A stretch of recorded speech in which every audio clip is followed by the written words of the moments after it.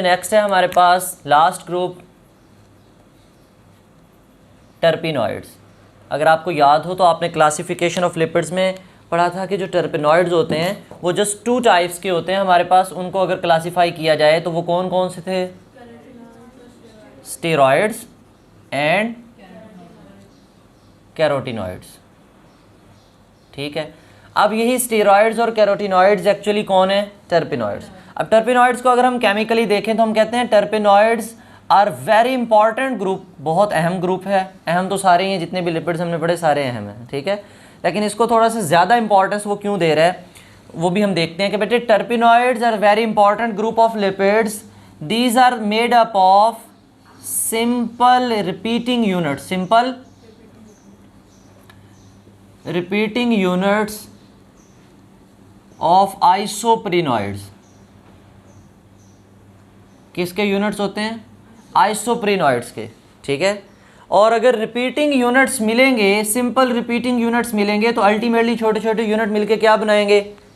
बड़ा मॉलिक्यूल बनाएंगे, ठीक है। तो इसका मतलब हम ये कह सकते हैं कि जो टर्पिनॉइड्स होते हैं these are also the long chain compounds, ये भी बड़े बड़े कंपाउंड्स होते हैं। क्यों? क्योंकि इनके अंदर हमारे पास एक सिंपलेस्ट यूनिट है, that is isoprenoid unit, that is. आपने पॉलीमर्स का नाम सुना हुआ है? पॉलीमर्स किसे कहते हैं? जब आपके पास कौन मिलते हैं? मोनोमर्स। कौन मिलते हैं? मोनोमर्स मिलते हैं तो वो क्या बना देते होते हैं? पॉलीमर्स। क्या बना देते होते हैं? पॉलीमर्स। मतलब मोनो मीन वन, मेर मीन यूनिट, वन यूनिट। छोटे छोटे यूनिट्स मिलके काफ़ी सारे हो जाते हैं तो इसलिए हम उन्हें नाम देते हैं दीज आर द पॉलीमर्स। काफ़ी सारे यूनिट्स हैं और जो पॉलीमर कंपाउंड होता है वो कॉम्प्लेक्स भी होता है और बड़ा भी होता है उसका स्ट्रक्चर। अगर सिंपल आइसोप्रिनॉइड्स का स्ट्रक्चर अगर हम देखें, this is also 5 carbon compound. ये भी कितने कार्बन कंपाउंड होता है? आप बड़ी ही इनकी इंपॉर्टेंस पढ़ोगे, ख़ास तौर पे ऐसे कंपाउंड्स की बेटे जिनके पास टर्मिनल डबल बॉन्ड हो, टर्मिनल कार्बन पे डबल बॉन्ड हो, टर्मिनल कार्बन पे डबल बॉन्ड हो, ठीक है। अब होता क्या है, इसके साथ भी हमारे पास 2 हाइड्रोजन लगे हुए हैं, इसके साथ इसके चारों बॉन्ड पूरे हैं, इसके साथ भी 2 हाइड्रोजन लगे हुए हैं, ठीक है। This molecule is capable of making the extending the chain on both side, extending the chain on. जो ये डबल बॉन्ड को ब्रेक करवाएगा, डबल बॉन्ड को ब्रेक करवाने के बाद हर आने वाली चीज़ के साथ क्या बनवा सकता है? ये बॉन्ड बनवा सकता है, ठीक है, दोनों साइडों से। ये नहीं कि एक साइड पे चेन बड़ी होगी, दोनों साइड से मोनोमर यूनिट्स अगले आते जाएंगे, यहाँ अटैच होते जाएंगे, आते जाएंगे, यहाँ पे अटैच होते जाएंगे। ये हमारे पास सिंपल क्या है? आइसोप्रिनॉइड यूनिट है। ये हमारे पास क्या है? सिंपल आइसोप्रिनॉइड यूनिट है। यही आइसोप्रिनॉइड यूनिट जो है ये बार बार रिपीट होता है। रिपीटिंग यूनिट का मतलब more than 1 units are there, एक से ज़्यादा यूनिट्स जब मिलेंगे हमारे पास तो वो पॉलीमर बना देंगे। क्या बना देंगे? पॉलीमर। और वो पॉलीमर क्या कहलाएगा? टर्पिनॉइड्स। क्या कहलाएगा? और ये बाद में इनके डिफरेंट साइक्लिक स्ट्रक्चर भी अरेंज हो जाते हैं। उनमें हमारे पास कौन आ जाता है? स्टीरॉयड, स्टीरोल, कोलेस्टेरोल, ठीक है। डिफरेंट हमारे पास बायोलॉजिकली इंपॉर्टेंट लिपिड्स जो हैं वो सारे के सारे यही टर्पिनॉइड से बनते हैं। जैसे रबड़ है, वो भी कहाँ से बनेगा? टर्पिनॉइड से। वो भी पॉलीमर है, वो भी क्या है? पॉलीमर है, सिंपल रिपीटिंग यूनिट है। आपने पॉलीमर्स के बारे में पढ़ा होगा ना, ये थीन वगैरह, ये पॉलीथीन बैग्स होते हैं, शॉपर होते हैं, ये भी पॉलीमर हैं, ठीक है। इसके अलावा आपने वो प्लास्टिक के पाइप्स देखे होंगे, पीवीसी पॉलीविनाइल क्लोराइड के पाइप होंगे, ठीक है, वो भी सारे के सारे क्या हैं? पॉलीमर हैं। वो सब के सब क्या हैं? पॉलीमर हैं। क्लियर? तो हमने कहा कि हमारे पास जो टर्पिनॉइड्स होंगे these are also the polymer. किस चीज़ के पॉलीमर हैं ये? आइसोप्रिनॉइड यूनिट के। किसके हैं ये? अब आइसोप्रिनॉइड यूनिट के क्यों हैं बेटे? This molecule is capable of extending the chain on both side. दोनों तरफ डबल बॉन्ड है तो इधर भी नए मॉलिक्यूल्स ऐड हो सकते हैं, रिपीटिंग यूनिट्स, इधर भी आके ऐड हो सकते हैं। क्लियर?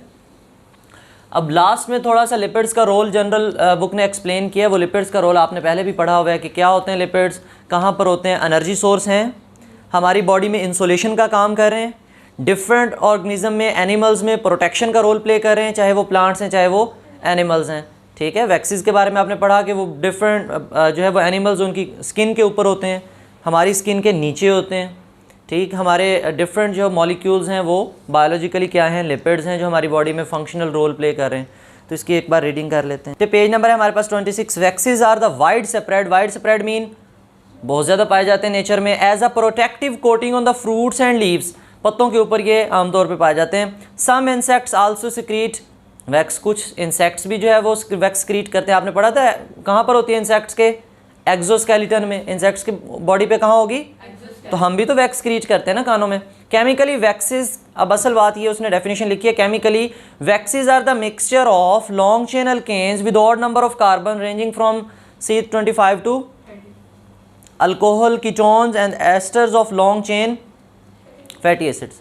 एस्टर्स तो हमने पढ़ा ऑलरेडी, अल्कोहल है तो साथ में एस्टर्स हो जाएंगे, लॉन्ग चेन फैटी एसिड्स के एस्टर्स होंगे। अच्छा जी, अब इनका रोल क्या है हमारी बॉडी में? Waxes protect the plants from the water loss, कहाँ से बचाती हैं? वाटर लॉस से, एंड एब्रेसिव डैमेज से। और किससे बचाती हैं? Abrasive damage. They also provide water barrier, they also provide water barrier for the insects, birds and animals such as sheep. Clear? हमारी बॉडी में क्या चली जाता है वाटर? अगर हम हाथ जो है वो पानी में रखें तो पानी हमारे बॉडी में दाखिल हो जाता है? नहीं होता, नहीं होता। क्यों? क्योंकि उसके ऊपर क्या है, हमारी स्किन के ऊपर लिपिड्स की लेयर्स हैं जो वाटर रिपेलेंट हैं। वाटर क्या है? तो वो वाटर के लिए बैरियर का काम करती हैं, वाटर के लिए वाटर बैरियर हैं। चलें, फॉस्फोलिपिड्स हैं। Phospholipids are the derivatives of phosphatic acid. Phosphatic acid कैसे बनाया हमने? ग्लिसरॉल ली, साथ में कार्बन नंबर 1 और कार्बन नंबर 2 पे क्या लगा दिया पहले से ही?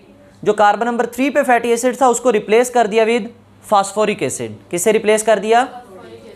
तो वो हमारे पास क्या बन गया? Phosphatidic acid. वो कहता है कि हमारे पास phosphatidic acid, sorry, phospholipids are the derivative of phosphatic acid. अब फॉस्फेटिक एसिड बता रहा है वो कैसे बनेगा? Which are composed of number 1 glycerol and fatty acid, ये दो चीज़ें मिला दो और साथ में क्या मिला दो?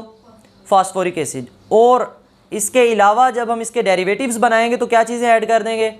Nitrogenous bases such as choline, ethanolamine, serine are the important components of the phospholipids. अब कहाँ पर होते हैं? They are widespread in bacteria, bacteria में बहुत से फॉस्फोलिपिड्स पाए जाते हैं। Animals and plant cells, cells में मतलब हमारी मेम्ब्रेन्स में। And are frequently associated with the membranes, कि कहाँ पर होंगे? हमारी मेम्ब्रेन्स में। याद रखना, सिंपल लिपिड्स होंगे या फॉस्फोलिपिड्स होंगे हमारी मेम्ब्रेन्स में? फॉस्फोलिपिड्स। अच्छा जी, फॉस्फेटिडाइल कोलिन, अब पूरा नाम क्या बना हमारे पास उस कंपाउंड का? Phosphatidyl choline. फॉस्फेटिक एसिड का स्ट्रक्चर अलहदा और फॉस्फेटिडाइल कोलिन का अलहदा। Is one of the common phospholipid. आपके पास बेटे नीचे फॉस्फेटिक एसिड बनाया पहले उन्होंने, फिर लेसिथिन बनाई है, अंडरलाइन करो ज़रा ब्रैकेट में। फॉस्फेटिडाइल कोलिन का दूसरा नाम क्या होता है? लेसिथिन। क्या है? लेसिथिन। और देन अगर उसी के स्ट्रक्चर को हम देखें तो हमने कहा था कि हमारे पास पोलर और नॉन पोलर ग्रुप्स हैं, जिसकी वजह से मॉलिक्यूल में जो है वो दोनों करैक्टर्स आ जाएंगे। पोलर, अगर पोलर है तो वो वाटर में डिजॉल्व होगा, नहीं होगा? होगा। अगर होगा तो वो हाइड्रोफोबिक है या हाइड्रोफिलिक है? हाइड्रोफिलिक है।